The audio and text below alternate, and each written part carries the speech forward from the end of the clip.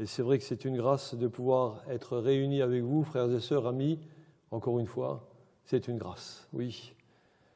Savez-vous qu'il était un mystère caché de tous les temps qui a été révélé lorsque Jésus est mort sur le bois de la croix? Ce mystère, c'est l'Église. Il y a le frère Michel qui voulait faire l'historique de l'Église.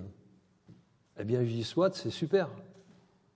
Eh bien, aujourd'hui, nous allons faire l'historique de l'Église. On va prendre pour cela le texte en Matthieu 16, verset 13 au verset 20. Je vous invite avec moi avec la lecture de la parole de Dieu en ce jour. On va prendre donc Matthieu chapitre 16, du verset 13 au verset 20. Et notre attention sera plus particulièrement attirée sur le verset 18. Je vais faire la lecture avec vous. Matthieu 16, versets 13 à 20. Jésus, étant arrivé dans le territoire de Césarée de Philippe, demanda à ses disciples, « Qui suis-je au dire des hommes, moi, le Fils de l'homme ?» Ils répondirent, « Les uns disent que tu es Jean-Baptiste, les autres Élie, les autres Jérémie ou l'un des prophètes. » Et vous, leur dit-il, qui dites-vous que je suis ? Simon-Pierre répondit, tu es le Christ, le Fils du Dieu vivant. Jésus, reprenant la parole, lui dit, tu es heureux, Simon, fils de Jonas, car ce ne sont pas la chair et le sang qui t'ont révélé cela, mais c'est mon Père qui est dans les cieux. Et moi, je te dis que tu es Pierre, et que sur ce roc, je bâtirai mon église, et les portes du séjour des morts ne prévaudront point contre elle. Je te donnerai les clés du royaume des cieux, et ce que tu lieras sur la terre sera lié dans les cieux, et ce que tu délieras sur la terre sera délié dans les cieux. Alors il recommanda aux disciples de ne dire à personne qu'il était le Christ. Amen. Donc vous avez entendu, notre lecture du jour sera basée principalement sur le verset 18, où la première fois il est fait mention de l'Église. Dans tout le Nouveau Testament, la première fois qu'il est fait mention de l'Église. Et oui, et moi je te dis que tu es Pierre, et que sur ce roc je bâtirai mon Église, et que les portes du séjour des morts ne prévaudront point contre elle. Et nous allons voir dans ce petit verset, trois vérités de la déclaration de Jésus. 1. L'Église est bâtie par Jésus-Christ. Ensuite, nous allons voir le fondement de la confession de foi de Pierre. Et après, la passion de Jésus pour l'Église. Alors la première vérité, l'Église, elle est bâtie par Christ. Jésus a dit, je bâtirai mon Église. C'est ce que le Seigneur déclare. Et quand Jésus dit « je », c'est bien lui qui bâtit, ce n'est pas quelqu'un d'autre. Hein. Jésus est donc l'architecte et il est le maître d'œuvre de l'Église. Il est vraiment le seul qui puisse dire « voilà l'Église que j'ai bâtie ». Et c'est ce qu'il fera un jour lorsqu'il nous appellera à lui. Lorsqu'il nous appellera tous les hommes, toutes les femmes, tous les jeunes gens de tous les milieux de la terre, quelque milieu social qu'il soit, il appellera. Mais alors attention, malheur à celui qui veut s'attribuer cette charge de vouloir bâtir une église. La seule chose que le Seigneur nous demande, c'est de lui rester fidèle comme ouvrier, comme serviteur et comme prédicateur. On va lire avec vous le 1 Corinthiens chapitre 3, versets 5 à 11, qui nous parle de cela. C'est une interrogation que Paul adresse à l'église de Corinthe. Il lui dit, qu'est-ce que donc Apollos ? Qu'est-ce que Paul ? Des serviteurs, simplement, des serviteurs par le moyen duquel vous avez cru, selon ce que le Seigneur l'a donné à chacun. J'ai planté, qu'il dit Paul, mais Apollos a arrosé, mais c'est Dieu qui a fait croître. En sorte que ce n'est pas celui qui plante, ni celui qui arrose, qui est quelque chose, mais c'est Dieu qui fait croître, on le répète, c'est Dieu qui fait croître. Celui qui plante et celui qui arrose sont égaux. Et chacun recevra sa propre récompense selon son propre travail, mais travail fait à la manière et dans la volonté du Seigneur, pas autrement. Et Paul, il va plus loin, il dit « car nous sommes ouvriers ». Voilà, ouvrier avec Dieu. Vous êtes le champ de Dieu, c'est-à-dire là où ça doit encore être travaillé. L'édifice de Dieu. Voyez-vous la perspective de Paul, il dit vous êtes le champ, mais il voit déjà l'édifice. C'est merveilleux parce que quand on veut construire quelque chose, eh ben on creuse la terre, on met des fondations solides et ensuite on bâtit dessus. Et Paul, il voit déjà ça, il dit vous êtes un champ, mais vous êtes déjà l'édifice. Parce qu'il voit plus loin. C'est comme ça qu'on doit être dans la vie chrétienne, voir plus loin, voir les choses comme Dieu les voit. Et ensuite, il ajoute au verset 10, « Selon la grâce de Dieu qui m'a été donnée, j'ai posé le fondement. » Comme un sage architecte. Et un autre bâtit dessus. Mais que chacun prenne garde à la manière dont il bâtit. Car personne ne peut poser un autre fondement que celui qui a été posé. Et l'Assemblée dit, « Savoir Jésus-Christ. » Amen. On ne peut pas poser autre chose, parce que nous ne sommes édifiés que sur Jésus-Christ. Ce que l'on peut dire, c'est que le rôle de chacun, c'est que par le fruit de la grâce de Dieu dans nos vies que cela se passe. Et quand la grâce de Dieu elle est mise en avant, ça glorifie le Seigneur seul et non pas un homme. Et quand on a conscience de cela, c'est une grande consolation dans notre cœur. Mais c'est aussi un avertissement de la part du Seigneur. Parce que ce n'est pas à l'homme, quel qu'il soit, d'imposer quoi que ce soit à l'œuvre de Christ, donc dans l'Église. Parce que quand Jésus dit « je bâtirai », le Seigneur, voyez-vous, il a employé quoi? Il a employé le futur. Et oui, parce que pendant le temps qu'il parlait à Simon-Pierre, là, il a bien employé le futur, ce qui nous fait comprendre que l'Église n'existait pas encore à l'époque-là.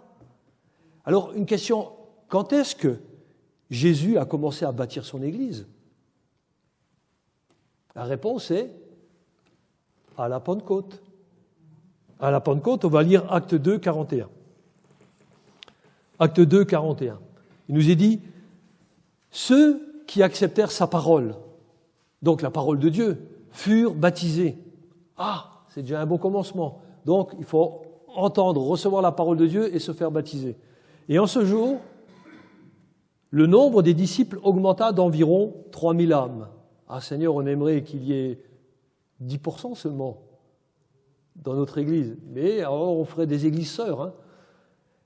Et voyez-vous ce qu'ils faisaient, toutes ces personnes qui venaient au Seigneur? Ils persévéraient dans l'enseignement des apôtres, dans la communion fraternelle, dans la fraction du pain et dans les prières. Et la crainte s'emparait de chacun. Et il se faisait beaucoup de prodiges et de miracles par les apôtres. Et tous ceux qui croyaient étaient dans le même lieu. Et ils avaient tout en commun. Ils vendaient leurs propriétés et leurs biens, ils en partageaient le produit entre tous selon les besoins de chacun. Ils étaient chaque jour tous ensemble réunis, donc assidus au temple, et ils rompaient le pain dans les maisons et prenaient leur nourriture avec joie et simplicité de cœur, louant Dieu et trouvant grâce auprès de tout le peuple.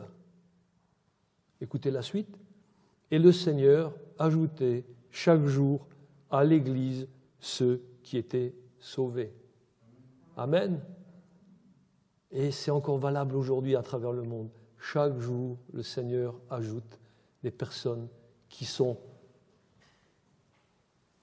non pas des auditeurs oublieux, mais des personnes qui ont accepté la parole de Dieu, qui ont pris le baptême, qui persévéraient dans la communion fraternelle, persévéraient dans les prières, assidus donc à la réunion, et il ajoutait ces personnes-là à l'Église, son Église, l'Église universelle.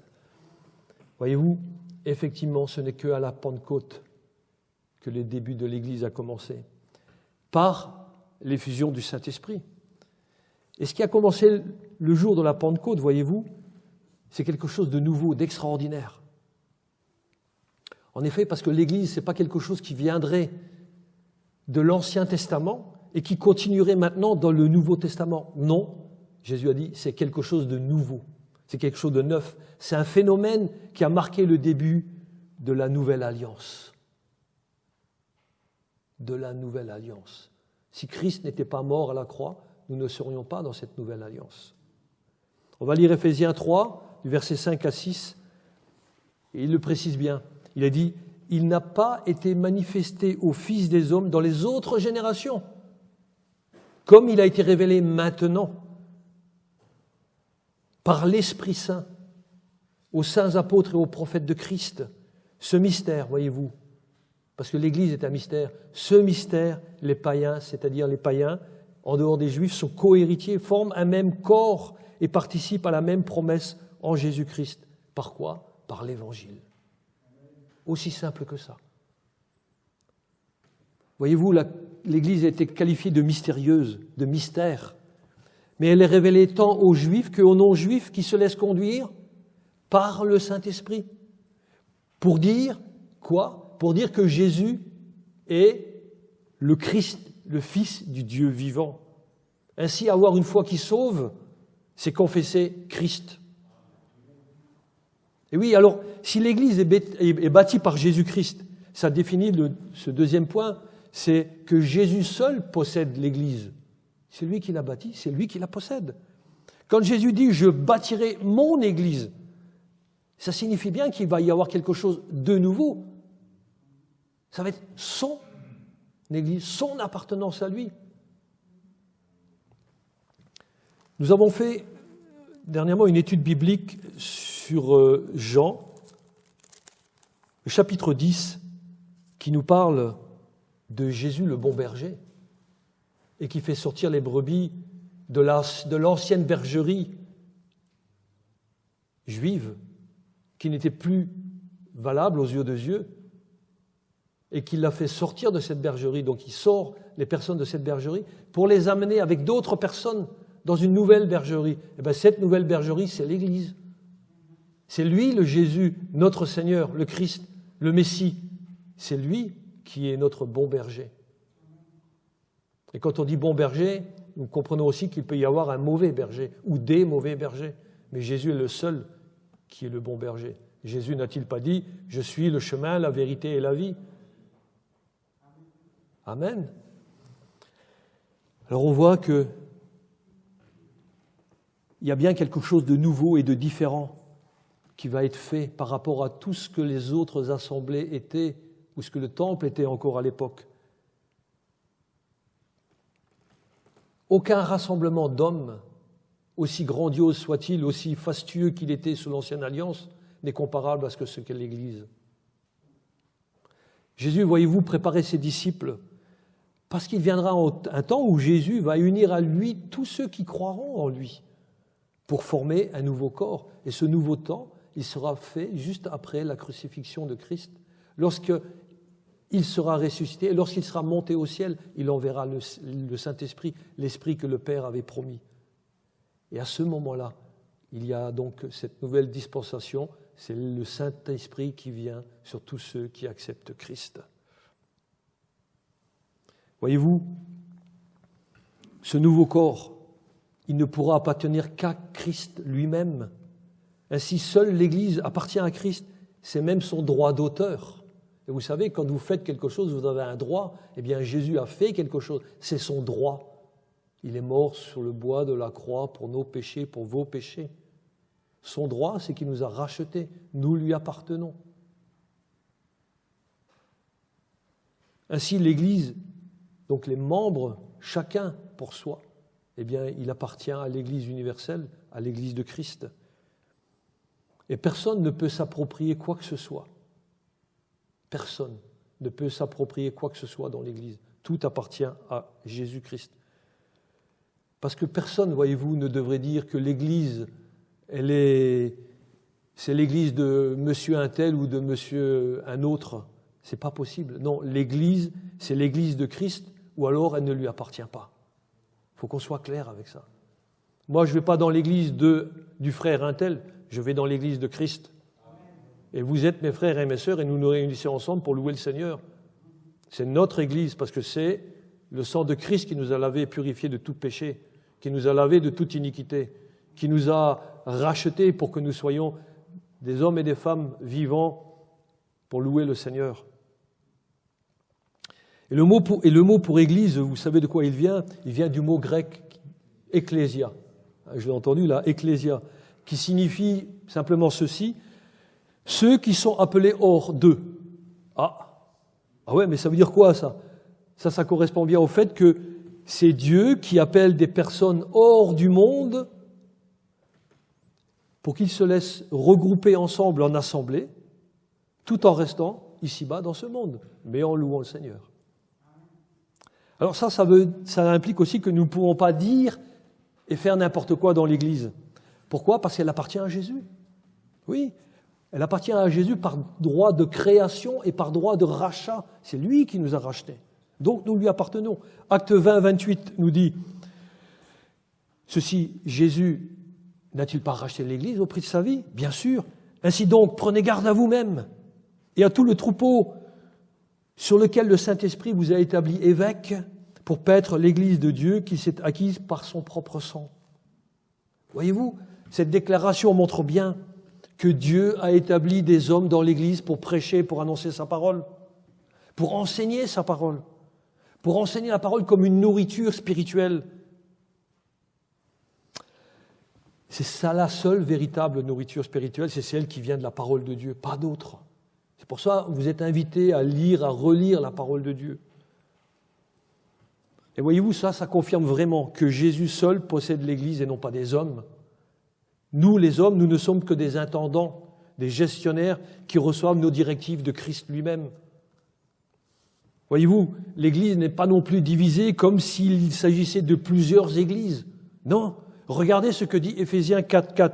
Il dit, il y a un seul corps et un seul esprit, comme vous aussi, vous avez été appelés à une seule espérance par votre vocation. Et vous savez que votre vocation, elle ne vient pas de vous-même. Hein. Et non, parce que, j'aimerais bien le rajouter ça, c'est que votre vocation vient de Dieu. Et oui, vous avez été appelés par Dieu. Ce qui nous amène à regarder à cette deuxième grande vérité sur l'Église. C'est le fondement de la confession de foi de Pierre.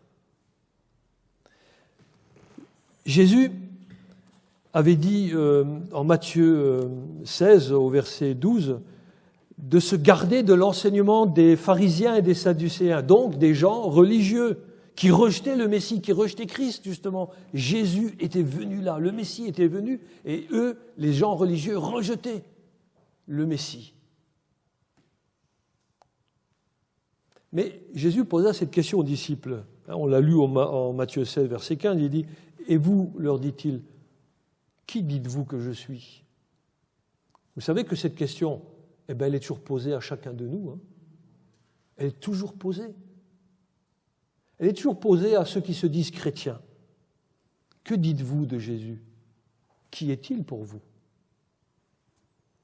Pierre, lui, il avait reconnu Jésus comme le Fils de Dieu, le Christ, c'est-à-dire le Messie. Et voyez-vous, ce n'est pas la suite de miracles que Jésus aurait fait, que tout d'un coup, Pierre aurait fait cette déclaration, parce que sinon on aurait pu dire quoi? Eh bien, que Pierre, il a fait cette déclaration sous le coup de l'émotion. Non. Comprenez bien comment cela s'est produit. Cela a été l'expression d'un choix délibéré. Un choix délibéré de répondre à quoi? De répondre à la réception de la révélation que Dieu avait mis dans le cœur de Pierre. Et ce n'était pas un cœur de pierre à ce moment-là, c'était vraiment un cœur de chair. Pierre, c'est son prénom, ce n'est pas son comportement, ce n'est pas une pierre, Pierre. Même si quelquefois, dans sa vie, par la suite, il y a eu quelques difficultés. Mais heureusement, il avait deux autres frères qui étaient autour de lui pour le ramener toujours à un réel équilibre dans la parole de Dieu, comme Paul quand il l'a repris. Mais ça, c'est une autre histoire. Ainsi, voyez-vous, Simon-Pierre, lui-même, il était devenu la première pierre vivante dans l'édifice que Jésus allait construire. Et regardez la réponse de Jésus à la suite de l'affirmation de Pierre. Matthieu 16, verset 17. Jésus lui dit quoi?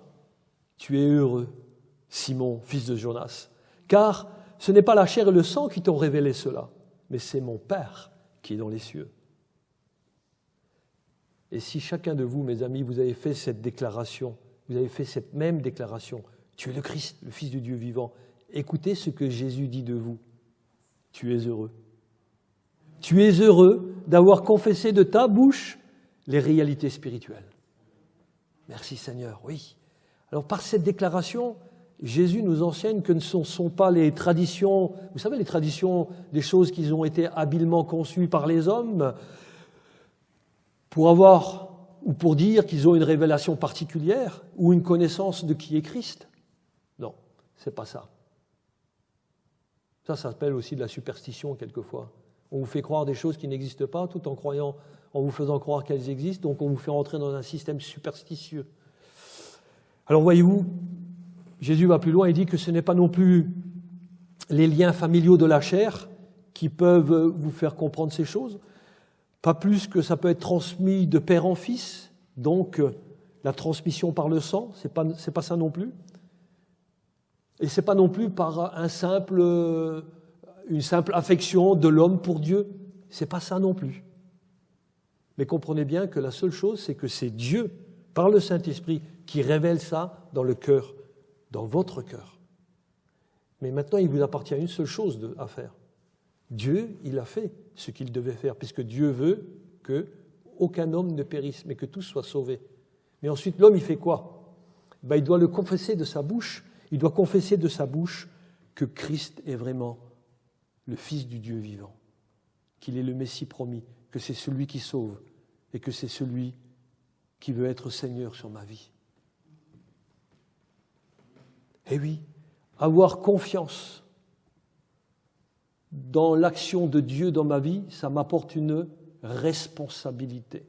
Et je dois confesser de ma bouche qui il est. Alors voyez-vous, avoir conscience de l'action de Dieu dans notre vie nous met vraiment dans une relation d'intimité, dans une relation même d'humilité vis-à-vis de Dieu et aussi vis-à-vis de tous ceux qui m'entourent. Donc ça, c'est les choses que Dieu fait. Mais quand ce n'est pas Dieu qui appelle, que se passe-t-il? Eh bien, il y a des personnes qui veulent imposer leur vue personnelle en voulant construire avec des matériaux humains, c'est-à-dire en interprétant la parole de Dieu, donc la Bible, par eux-mêmes, et ils veulent faire fi, donc ils veulent faire abstraction des principes, justement, d'interprétation de la Bible. Et qu'est-ce qui se passe à ce moment-là? Eh bien, on va rendre les gens superstitieux, je le redis, parce qu'ils vont dépendre d'un système humain et quelquefois d'un seul homme pour entrer dans, soi-disant, une église. Et voyez-vous, il y a un bel exemple, c'est l'Église catholique romaine. Parce que, en prenant pour son propre compte ce que Jésus a dit, quand il a dit à Pierre, « Tu es Pierre et sur cette pierre je bâtirai mon Église », l'Église catholique romaine, elle a mis ses fondements dans quoi? Elle a mis ses fondements sur l'homme qui a été dénommé Pierre. C'est incroyable. En prétendant que ce qui est écrit dans le passage de la Bible, là, eh bien, ça c'est la réalité, et qu'elle a besoin de construire sur Pierre. Comme si on pouvait construire un bâtiment sur un soi-disant homme ou un sépulcre d'homme, puisqu'effectivement c'est ce qu'ils ont fait. Ils ont construit sur un tombeau. Quelle folie, n'est-ce pas, de croire que l'on doit construire sur des ossements ou sur des raisonnements humains, qui est exactement la même chose. Ça ne vient pas de Dieu, mais des cœurs non régénérés. Quand Jésus parle à Pierre et dit « Tu es Pierre », en grec, ça veut dire « Tu es », ouais, exact, ça se traduit « Pétros ». Et quand il dit « Et sur ce rocher », c'est « Pétra » en grec. Hein. Il dit « Et sur ce rocher, je bâtirai mon église ». Bon, je suis venu ce matin, j'avais les idées claires, mais maintenant je ne comprends plus rien. J'espère que ça va être un peu plus clair hein, pour vous. Ça veut dire que quoi? Ça veut dire simplement que Jésus affirmait qu'il allait édifier son église, non pas sur une pierre, ni sur Pierre qui est un homme, mais sur un rocher. Ah! Et quel était ce rocher? Et ce rocher inébranlable, c'est quoi? C'est la confession de Pierre, qui affirmait que Jésus est le Messie. Oui, qui affirmait que Jésus est le Messie, le Christ, le Fils du Dieu vivant. Je vais reprendre la présidence de notre frère Michel. Psaume 92, verset 16. « Pour faire connaître que l'Éternel est juste, il est mon rocher. » Eh oui, c'est Dieu qui est mon rocher. Et quand je confesse les choses de Dieu, c'est Dieu qui est mon rocher. Ce n'est pas un homme. Par contre, la confession, c'est vraiment un roc inébranlable. Parce que la confession, c'est la confession de Jésus. Je confesse qui est Jésus. Et Jésus est mon rocher. Amen. Oui. Donc on voit bien que le rocher inébranlable, c'est confesser Christ. Et alors, tous ceux maintenant qui croient en Jésus et le confessent comme étant le Fils de Dieu et Sauveur, ils sont quoi? Ils sont ajoutés à l'Église de Christ. Simplement ça. Amen. Quant à Pierre, voyez-vous, il ne s'est jamais considéré comme le fondement de l'Église, mais il a toujours reconnu Jésus comme le fondement. Et malheureusement, oui, malheureusement, il y a des personnes qui veulent être l'Église par eux-mêmes en utilisant le nom de Jésus. Mais ils sont dans l'erreur. Pourquoi? Parce qu'ils ont l'intelligence obscurcie. Ce faisant, ils font croire à d'autres personnes, à eux-mêmes déjà en premier lieu, et à d'autres qui vont les suivre, que ça c'est la vérité, ce qu'ils disent eux. Or, personne ne devrait prendre un texte hors du contexte pour en faire un prétexte. C'est pour ça qu'il est utile pour vous, frères et sœurs, amis, de lire la Bible et de lire le contexte général. Écoutez ce que Jésus dit sur les principes du royaume, principes qui restent cachés donc mystérieux aux hommes qui ne veulent pas se laisser enseigner et surtout pas passer par une réelle conversion. Voici ce qu'il leur dit en Marc 4, chapitre 4, versets 9 à 12. Jésus dit que celui qui a des oreilles pour entendre, entende. Parce que quelquefois on peut avoir des oreilles pour se faire chatouiller les oreilles, pas seulement pour entendre ce que la parole de Dieu dit. Alors, lorsqu'il fut à l'écart, donc Jésus, ceux qui l'entouraient avec les 12 l'interrogèrent sur les paraboles. Il leur dit, c'est à vous qu'il a été donné le mystère du royaume de Dieu. Mais pour ceux qui sont dehors, tout se passe en paraboles, c'est-à-dire qu'ils ne comprennent pas grand-chose, afin qu'en voyant, ils voient et n'aperçoivent rien, qu'en entendant, ils entendent et ne comprennent point, de peur qu'ils ne se convertissent. Waouh! Et que les péchés ne leur soient pardonnés. Voyez-vous, en français, ça veut dire quoi? Ça veut dire que quelque part, il peut y avoir une conversion de façade, qui n'est pas une vraie conversion. Ainsi, les péchés de ces personnes ne leur sont pas pardonnés, puisque ces personnes refusent de reconnaître leur folie, leurs errements. Ils ne sont jamais passés par la conviction de péché, donc jamais passés par la repentance, et de fait, ils ne peuvent pas entrer dans le royaume de Dieu, parce qu'ils n'ont jamais accepté la révélation de Dieu dans leur vie. Pourtant, Dieu montre à l'homme que Dieu existe, ne serait-ce qu'en regardant la création, nous voyons qu'il y a un Créateur. Comment on peut rester insensible à cela? Il faut vraiment avoir de la mauvaise conscience, une mauvaise volonté, une mauvaise foi pour ne pas comprendre ces choses. Par contre, pour celui qui a compris qu'il est au fond de lui-même un homme pécheur et qu'il est affligé par le poids de ses péchés et qui a accepté le seul salut qu'offre Jésus, la question d'aujourd'hui c'est: comment es-tu devenu chrétien? En cherchant Dieu, répondront certainement quelques-uns. Oui, d'accord, mais pourquoi l'as-tu cherché? Ah, vous ne pensez pas venir ce matin à répondre à des questions. Mais j'espère que ça va vous questionner quand même. Alors pourquoi avez-vous cherché Dieu? J'aurais aimé entendre une réponse.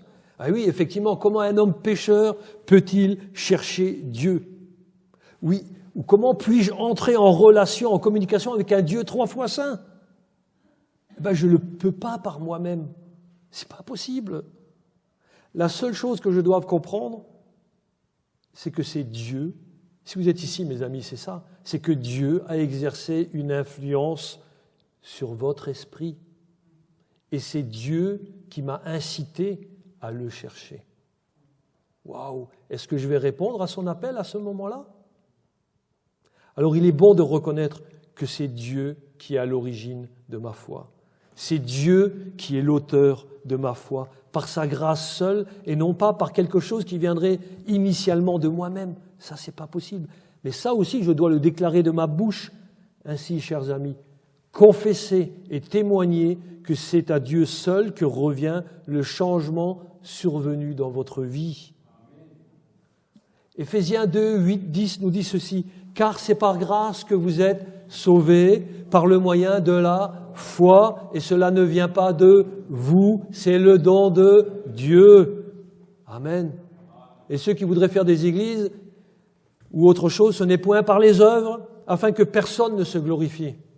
Oui, car nous sommes son ouvrage, ayant été créés en Jésus-Christ pour de bonnes œuvres que Dieu a préparées d'avance, afin que quoi? Nous les pratiquions. C'est tellement plus simple comme ça avec le Seigneur, n'est-ce pas? Les œuvres préparées d'avance par Dieu peuvent se résumer à quoi? À se laisser construire soi-même sur le fondement qu'est Christ, afin d'être une maison spirituelle. Amen. 1 Pierre 2, 5 nous dit ceci. « Et vous-même, comme des pierres vivantes, édifiez-vous pour former une maison spirituelle, un saint sacerdoce, afin d'offrir des victimes spirituelles agréables à Dieu par Jésus-Christ. » Encore une autre question.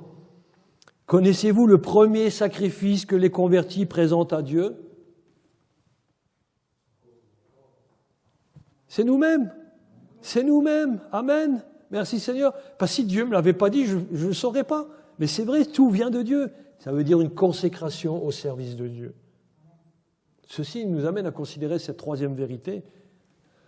Jésus aime passionnément son Église.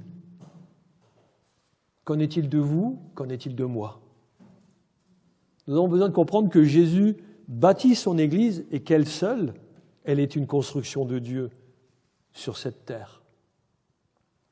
Dieu, voyez-vous, ne bâtit pas une association, même si on se regroupe en association. Mais Dieu ne bâtit pas une association, ni une quelconque organisation, même si le nom du Seigneur est utilisé pour ce faire. Ok, mais l'Église est un organisme. C'est vivant. Et c'est Dieu le Créateur. Jésus seul rassemble les personnes sur cette terre. Et ce rassemblement, ici-bas, eh bien, ce rassemblement de personnes forme l'Église universelle, composée de tous les croyants de tous les pays du monde. Et savez-vous comment le Seigneur appelle son Église? Pour ceux qui sont mariés, vous devriez le savoir, hein, il appelle son épouse. Waouh, c'est tendre, c'est affectueux. Hein. C'est un terme qui montre combien l'affection de Jésus pour nous, elle est grande et combien il en prend soin. C'est ce que décrit Éphésiens 5, 25 à 30, nous allons le lire. Et il nous dit aussi à nous les hommes qui sommes mariés, hein, Marie, que chacun aime sa femme, comme Christ a aimé l'Église. Et il s'est livré lui-même pour elle. Il s'est livré pourquoi? Afin de la sanctifier, en la purifiant, en la lavant par l'eau de la parole. L'eau de la parole. Elle nous lave, elle nous sanctifie. Pour faire paraître devant lui cette Église glorieuse, sans tache ni ride, ni rien de semblable, mais sainte et irréprochable. C'est ainsi que le mari doit aimer sa femme comme son propre corps. Celui qui aime sa femme s'aime lui-même. Car jamais personne a haï sa propre chair, mais il la nourrit et il en prend soin, comme Christ le fait pour l'Église. Amen. Oui, parce que nous sommes membres de son corps. Frères, vous qui êtes des maris, relisez souvent ce texte. Oui, relisons souvent ce texte et appliquons-nous à le mettre en pratique, à aimer nos épouses comme Christ a aimé l'Église. Quelle affection ne devons-nous pas avoir pour l'Église de Christ, donc pour chacun de vous, frères et sœurs. Alors rappelle, l'Église avec un grand E n'est composée que de ceux à qui Dieu a décidé de révéler son Fils. En dehors de moi, point de salut, dit Jésus. Ainsi la révélation de qui nous sommes en Christ. Ainsi la révélation de qui nous sommes en Christ. Et qui est Christ pour nous, ça, c'est la clé de la compréhension de ce que c'est l'Église. Parce que si je ne sais pas qui est Christ pour moi, je ne sais pas qui est Christ en moi, si je ne sais pas ce que Christ a fait pour moi, je ne fais pas partie de l'Église. Désolé pour ceux qui nous écoutent, mais c'est une réalité. Donc confessez le nom du Seigneur. Parce que voyez-vous, sans cette solide fondation de comprendre et d'accepter qui nous sommes en Christ, on ne peut pas connaître, on ne peut pas comprendre ou expérimenter justement cette appartenance à l'Église. Très franchement, notre connaissance religieuse ou intellectuelle, ou même notre confession de foi, ne sont d'aucune utilité si ce n'est pas Dieu qui a mis un appel dans notre vie, vous en conviendrez, n'est-ce pas? Eh oui. Ainsi, tous ceux qui sont nés de nouveau se rassemblent dans quoi? Dans une église locale, car ils savent qu'ils font partie de l'église universelle, qui est un tout, qui est voulu par Christ, car c'est là où le Seigneur nous a appelés à lui pour le servir. Quelques mots sur une église authentique. L'église locale, elle est composée de croyants et chacun est une pierre vivante. C'est l'apôtre Pierre qui le décrit en 1 Pierre 2, 5 que nous avons déjà vu. Et vous-même, comme des pierres vivantes, édifiez-vous pour former une maison spirituelle. Paul, lui aussi, en écrivant aux nouveaux membres de l'église universelle qui se rassemblent dans un lieu qui s'appelle Éphèse, dans une église locale donc, il leur dit ceci en Éphésiens 2, 20. Qu'est-ce qu'il leur dit? La même chose que Pierre. Vous avez été édifiés sur le fondement des apôtres et des prophètes, et Jésus-Christ étant lui-même la pierre angulaire. On voit bien que Jésus soutient tout. Amen. Et les apôtres, les prophètes n'étaient que là pour annoncer les choses, tant que la parole de Dieu n'était pas là. Nous avons maintenant la parole de Dieu, les apôtres et les prophètes n'ont plus la même signification aujourd'hui. Il y a des personnes qui veulent s'appeler apôtres et prophètes, mais c'est une conception erronée par rapport à ce que la parole de Dieu dit. Les prophètes étaient là uniquement pour annoncer les oracles de Dieu, ce que Dieu mettait dans le cœur de certaines personnes, pour annoncer les vérités. Aujourd'hui, les faux prophètes sillonnent le monde, les faux apôtres aussi. Maintenant, bien sûr, il y a des personnes qui s'appellent apôtres parce que ça fait beau. C'est un beau terme, mais ça signifie aussi quelquefois qu'ils sont des missionnaires. Ok, mais faisons très attention. Je n'accepte pas du tout de prendre ces termes pour décrire des choses que Dieu lui-même a établies à un certain temps et que nous, aujourd'hui, nous avons tout réuni dans la Bible et nous n'avons plus besoin d'aucune autre révélation. Si même un ange descend du ciel et vous annonce un autre évangile qui soit anathème, c'est-à-dire il est condamné pour l'éternité. Frères et sœurs, faisons attention à cela. C'est un avertissement aussi du Seigneur pour chacun de nous. Alors voyez-vous, Jésus lui-même, quand il utilise par l'intermédiaire des hommes qui parlent en son nom, qui dit « soyez édifiés », donc édifier, c'est un terme de construction, vous en conviendrez, et cette construction, elle doit durer toute notre vie. Donc nous avons une édification qui dure toute notre vie, jusqu'au moment où le Seigneur nous appellera à lui. Soit que nous mourions, soit que le Seigneur vienne nous chercher. Mais jusque-là. Voyez-vous, de même qu'une construction doit être fondée sur une base solide, si vous avez déjà vu comment se construit un immeuble, on fait des bases solides et ensuite seulement on construit par-dessus, eh bien un chrétien doit savoir aussi quelle est sa base solide sur laquelle il construit sa vie personnelle. Ok, d'accord, la vie personnelle, mais aussi ma vie communautaire, parce que si je suis au milieu de vous aujourd'hui, que vous êtes ici au milieu de cette assemblée, c'est que c'est aussi, vous avez une vie communautaire. Donc sur quoi elle est construite votre vie communautaire? Car celui qui n'est pas une pierre vivante, il n'est pas dans l'édifice de Christ. Si vous êtes tout seul dans la nature, vous n'êtes pas une pierre vivante, je suis désolé. Une pierre vivante, ça se rejoint dans une communauté.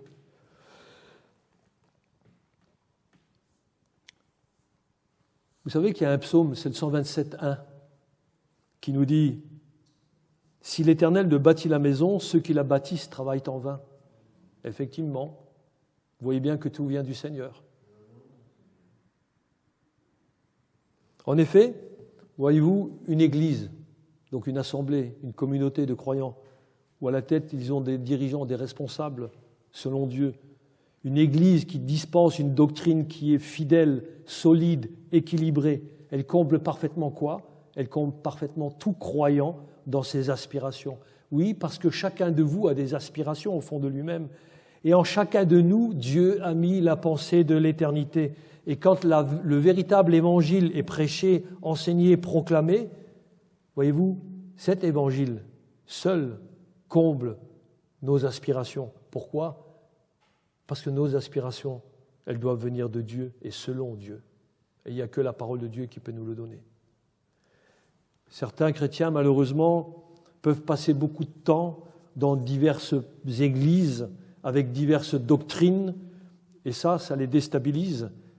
Et leur vie est marquée par des déséquilibres, car ils n'ont pas eu les fondamentaux de la parole de Dieu avec lesquels ils peuvent croître en maturité spirituelle en étant fondés sur Christ. Ce n'est pas parce qu'on utilise le nom de Christ qu'on est forcément fondé. Le Seigneur dit à tous ceux qui suivent ces principes-là, sortez du milieu de ce peuple et cherchez une église conforme à la parole de Dieu. Rappelons-nous que l'église locale doit être ou devrait être le reflet de l'église universelle qui appartient à Christ. Malheureusement, voyez-vous, il est triste de rencontrer trop souvent des personnes qui se disent chrétiennes, mais qui n'ont aucune affection pour l'église de Christ, ce qui les rend totalement indifférents envers l'église locale. Quelqu'un a dit, et je pense que c'est un Américain, il a dit ceci: aller à l'église ne fait pas de vous un chrétien, pas plus que d'aller au McDonald's ne fait de vous un hamburger. Voyez-vous à quoi on peut comparer les choses? Mais c'est une réalité. Alors sérieusement, oui, peut-on aimer Jésus sans aimer son épouse? Bien sûr que non. Peut-on aimer Jésus sans aimer ses directives et sa mission pour nous?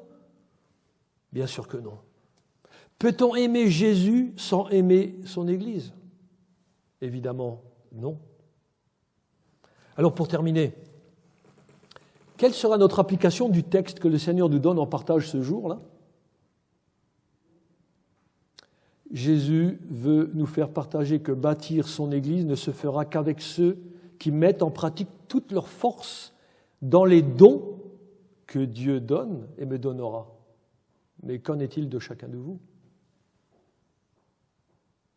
Hélas, celui qui fait autre chose perd son temps, car n'oublions pas que chacun de nous doit se montrer soumis et obéissant à la parole de Dieu, montrant qu'il est dans le service, et ça contribuera à son édification, comme nous le relate Éphésiens 4, versets 15 à 16.